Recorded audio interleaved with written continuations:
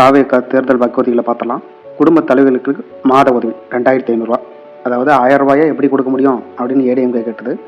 அதை டிஎம்கே 1000 ரூபாய் கொடுத்து ஒரு கோடி பெண்களுக்கு மேலே கொடுத்து காமிச்சிது. ஆனால் அண்ணன் என்ன பண்ணியிருக்கிறாரு, 2500 ரூபா கொடுக்குறேன்னு சொல்லியிருக்கிறாரு. நல்ல விஷயம். பெண்களுக்கு இலவச பேருந்து தமிழ்நாடு முழுவதும் இலவசம். அப்படின்னா என்ன, திருச்சியில் பஸ் ஏறி சென்னையில் இறங்கலாம், அப்புறம் சென்னையில் பஸ் ஏறி கோயம்புத்தூரில் இறங்கலாம். அதனால் உள்ளூரில் ஓடுற கவர்மெண்ட் பஸ் மட்டும் இல்லை, வெளியூர் வெளி மாவட்டம் போகிற கவர்மெண்ட் பஸ்லேயும் பெண்களுக்கு ஃப்ரீ. ஜாலி. அடுத்தது இலவச கேஸ் சிலிண்டர்.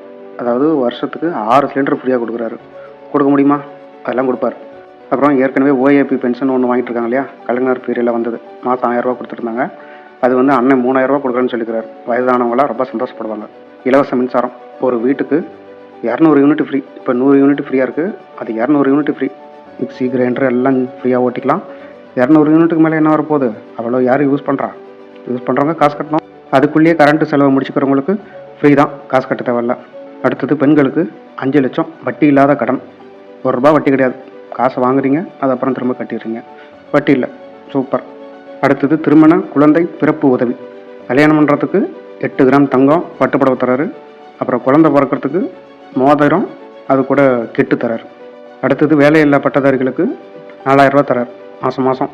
ஊரில் பாதி பேர் வேலை இல்லாமல் தான் இருக்கிறாங்க. 4000 ரூபா எப்படி கொடுப்பார்? நம்ம அண்ணன் கண்டிப்பாக கொடுப்பார். அப்புறம் விவசாய கடன் தள்ளுபடி. 5 ஏக்கர் வரைக்கும் வச்சுருக்கிறவங்களுக்கு அவங்க வாங்கின விவசாய கடன் எல்லாம் தள்ளுபடி. இதெல்லாம் எப்படி நிறைவேற்ற முடியும்னு விஜய் அண்ணாவுக்கு மட்டும்தான் தெரியும். தெரிஞ்சு தான் சொன்னாரா, அல்லது நம்மளா ஜெயிக்க போகிறோம் அப்படின்னு நினச்சி அடிச்சு விட்டாரா அப்படின்னு தெரியல. எனிகோ, ஆல் தி பெஸ்ட் மக்களே.